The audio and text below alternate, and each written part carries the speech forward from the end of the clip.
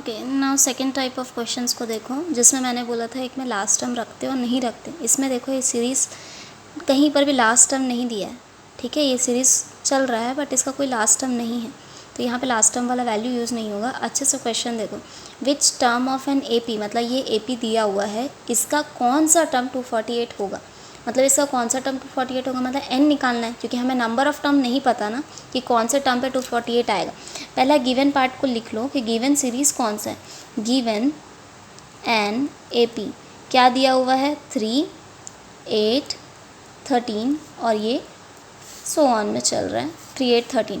Now here first term क्या है हमारे पास, a, मतलब first term a equals to क्या दिया हुआ है 3, एंड d निकालना है तो b माइनस a या a2 माइनस a1 जो भी है, 8 माइनस 3 जो कि 5 आएगा। d की वैल्यू क्या आई 5, जो कि कॉमन डिफरेंस है, ठीक है। And it is the first term a first term है, कॉमन डिफरेंस d है। अब n हमें नहीं पता क्योंकि हमको निकालना था, बट यहाँ पे नंबर ऑफ टर्म तुमको दे दिया है। अब वो कौन सा टर्म है हमें नहीं पता ना, तो उसको हम an लिखेंगे, बिकॉज हमने पढ़ा था an is equals to a plus n minus 1d। Main general formula वही होता है, जनरल टर्म का फार्मूला क्या होता है, an is equals to a plus n minus 1d। यहाँ पे an कौन सा टर्म है ये हमें अभी नहीं पता, ठीक है, कौन सा टर्म है नहीं पता, लेकिन n की वैल्यू जो है नहीं पता, लेकिन an पता है ना कि इसकी आंसर यही होगी, बट n की वैल्यू नहीं पता, तो यहाँ पर n का वैल्यू नहीं रखेंगे, लेकिन इस an के बदले हम यहाँ पे 248 रख सकते हैं। जैसे an is equals to a plus n minus 1d, ये हमारा आंसर है। और ये an क्या बताता है, कौन से वाले सीरीज़ का कौन सा टर्म, बट हमें तो पूछा ना कि इस सीरीज़ में ये टर्म आएगा, लेकिन कब आएगा बताओ। तो ये सीरीज़ में ये टर्म आ रहा है कब, 248 में हमने लिख दिया, और a की वैल्यू हमें पता है 3 प्लस n नहीं पता कब आया ये नहीं पता, बट ये सीरीज़ में ये आ रहा है। और d की वैल्यू क्या है 5, तो 248 equals to 3 plus 5n minus 5, तो 3 माइनस 5 माइनस 2 होगा, तो 5n minus 2 equals to 248। Now ये जो माइनस 2 है ये इधर आके प्लस 2, तो 248 plus 2 250 equals to 5n। We have take the value of n, so 250 और 5 को डिवाइड करो और n की वैल्यू क्या आएगी 50, इसका मतलब n आ गया। So we can say that कि इस सीरीज़ में ये जो 248 है कब आएगा 50th सीरीज़ पे, 50th टर्म जो होगा इसका, विच टर्म पूछा ना, so the 50th term of AP is 248, मतलब जो 248 है वो कब आया 50th टर्म पे, 50th टर्म पे आएगा, ओके ठीक। अब यहाँ पे ये 248 आ गया है, इसका मतलब कब ये सीरीज़ पे 248 आएगा, जब हम 50 टाइम्स इसको लिखते जाएंगे तो 50th टर्म पे 248 आ रहा है। तो ये एक टाइप का क्वेश्चन था, और इसमें ये वाला जो क्वेश्चन था कि इसमें कैसे निकाले थे हमने कि इस सीरीज़ में 10th टर्म क्या होगा। यहाँ पे 50 टर्म भी हो सकता था, तब हम n की वैल्यू 50 रखते, तो हम 50th टर्म पूछेगा, 26th टर्म पूछेगा, तो हम यहाँ पे n की वैल्यू रख के निकालेंगे। और सेम वैसे जब हमको बता दिया है कि इस सीरीज़ में ये टर्म आ रहा है बट कब आ रहा है नहीं पता, तो उस n की वैल्यू को छोड़ दी। तो सीरीज़ में जब लास्ट टर्म दिया रहता तो उसकी वैल्यू अलग होती, ठीक है। तो नेक्स्ट हम अब लास्ट टर्म वाला करेंगे, सीरीज़ दिया है और उसका लास्ट टर्म दिया है, तब कैसे सॉल्व करना है। ओके, अभी जैसे लास्ट टर्म नहीं दिया था तब हमने n की वैल्यू निकाली थी, अब अगर लास्ट टर्म दिया है तो कैसे सॉल्व करना है। अब यहाँ पे हाउ मेनी टर्म्स, हमेशा याद रखना जब लास्ट टर्म दिया रहता तो याद रखना वहाँ टर्म्स ही निकालना, मतलब n की वैल्यू ही निकालना है। जैसे इस क्वेश्चन में पूछ रहा है how many terms are there, number of terms पूछ दिया, मतलब n की वैल्यू हमें निकालना है। Are there in the AP, अब AP की वैल्यू दिया हुआ 7, 10, 13, ये सीरीज़ गया 43 तक। सो यहाँ पे देखो ये सीरीज़ ख़त्म हुआ है, इसका मतलब जब भी लास्ट टर्म दिया है इसका मतलब यहाँ पे ये सीरीज़ का लास्ट टर्म है, क्योंकि ये ख़त्म हो गया, यहाँ पे ये सीरीज़ का लास्ट टर्म हुआ। तो लास्ट टर्म जब भी देता तो हम L की वैल्यू दिया हुआ है ना, मतलब हम L वाला फॉर्मूला यूज़ करेंगे। सो पहले यहाँ लिख दो गिवन में क्या क्या दिया हुआ है उसको लिखो। गिवन में क्या दिया हुआ है, एन AP जो कि क्या है 7, 10, 13, 43 तक ये सीरीज़ जा रहा है। So we have to calculate कि कितने नंबर ऑफ़ टर्म्स है कि 43 पे ख़त्म हो रहा है सीरीज़। जैसे मैं अगर 2 से 20 तक बोलूँ किसी टेबल पे, तो वी नो कि उसमें 10 टर्म्स होंगे, क्योंकि 2 से 10 तक जाएगा, 2 1 2 2 2 ऐसा करके हम 2 10 तक 20 लिखते हैं।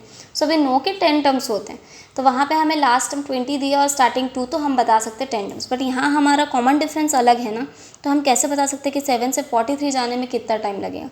तो कितने सीरीज़ है वो हमको बताना है, इस सीरीज़ में कितने टर्म्स हैं। सो पहले यहाँ पे जो है उसको लिख लो, जो दिख रहा है हमें। हियर फर्स्ट टर्म मतलब a इक्वल्स टू कितना है 7। नाउ d निकालना है मतलब सेकेंड टर्म से फर्स्ट टर्म को माइनस करना है, तो a2 माइनस a1 मतलब 10 माइनस 7, तो d की वैल्यू क्या आई 3। कॉमन डिफरेंस मिल गया, फर्स्ट टर्म मिल गया। एंड यहाँ पे लास्ट टर्म दिया है, ना कि नंबर ऑफ टर्म्स या l की वैल्यू। लास्ट टर्म मतलब l की वैल्यू स्मॉल l लिखा जाता है, ठीक है। l इक्वल्स टू कितना दिया 43। अब सिंस वी नो दैट कि लास्ट टर्म का फॉर्मूला जो होता है वो same as to as general term का ही होता है, बट हम l की वैल्यू यूज़ करते हैं, तो l is equals to a plus n minus 1d होता है। तो l की वैल्यू 43 है, तो हम वहाँ पुटअप कर दिए 43। a भी पता है हमें कितना 7 plus n minus 1d, number of terms हमें नहीं पता। d की वैल्यू क्या है 3, तो 43 वैसे ही रहेगा। अब इसको सॉल्व करो, 7 प्लस कितना 3n माइनस 3 1 जा 3, तो 7 माइनस 3 कितना होगा 4, 7 माइनस 3 प्लस 3n तो 4 हो गए। और यहाँ पे ये 43 और यहाँ पे कितना है 3n प्लस 4 इधर आके माइनस 4, एंड 43 से 4 माइनस होगा तो 39 equals to 3n। And n की वैल्यू क्या होगी 39 को और 3 को डिवाइड करना है, तो n की वैल्यू 13 आई। मतलब n की वैल्यू, और यहाँ पे सिर्फ हाउ मेनी टर्म्स पूछे, मतलब हमको सिर्फ और सिर्फ n की वैल्यू ही निकालनी थी। ये जो सीरीज़ है तुम्हारे पास 7 से लेके 43 तक, ये सीरीज़ यहीं पे कंप्लीट है। तो इस सीरीज़ के अंदर कितने टर्म्स है, तो ये सीरीज़ के अंदर जो टर्म्स है वो कितने हैं 13 टर्म्स से हमें पता चल गया। या फिर तुमको कैलकुलेट करना है तो यहाँ जो 3 टर्म्स दिख रहे हैं 3 टर्म के बाद और कैलकुलेट करते जाओ, 13 टर्म्स पे 43 आ जाएगा answer. So this AP has 13 terms. ठीक, समझ में आया।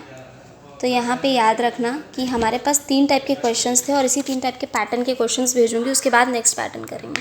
बस में अच्छे से देखो, एक है 10th टर्म निकालना और सीरीज़ तुमको दिया, यहाँ कोई लास्ट टर्म यूज़ नहीं हुआ है। ठीक, तो ऐसे सीरीज़ में क्या करते हैं, हमारे पास जो दिया हुआ first term common difference, then यहाँ पे हमारे पास जो भी वैल्यूज है उसको निकालना। लेकिन यहाँ 10th टर्म बोल दिया ना, 26th term, 10th term, 19th term, 11th term बोल दिया और th लगा, मतलब समझ जाओ n की वैल्यू दी हुई है, तो हमने उस n की वैल्यू यहाँ रख दिया।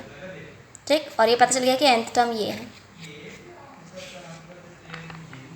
ठीक है, नाउ दिस वन, यहाँ पे इस क्वेश्चन में हमको ये पूछा कि कौन से टर्म में ये वाली वैल्यू आएगी इस सीरीज़ में। 3 8 13 का जो सीरीज़ चल रहा था हमें नहीं पता कहाँ तक चलेगा, बट इस सीरीज़ पर 248 कब आएगा। एक क्वेश्चन याद रखना, जब किसी सीरीज़ पे लास्ट टर्म दिया रहता है, जैसे इस क्वेश्चन में था कि लास्ट टर्म 43 था, दैट मीन्स इसके आगे एक्सटेंड नहीं हो रहा है सीरीज़, है ना। और इस वाले में पूछा 248 कब आएगा, मतलब कब किसी सीरीज़ के बीच में भी आ सकता है 248। तो ये सीरीज़ एक्सटेंड हो रहा है ना, ख़त्म नहीं हुआ है, तो बीच में भी कहीं पे 248 आ सकता है। तो ये 248 कब आएगा पूछो, तो आंसर जो 248 है, सीरीज़ का तो एक पार्ट है वो, तो उस सीरीज़ के बदले हम 248 रख दिए और वहाँ पे n की वैल्यू मिल गई।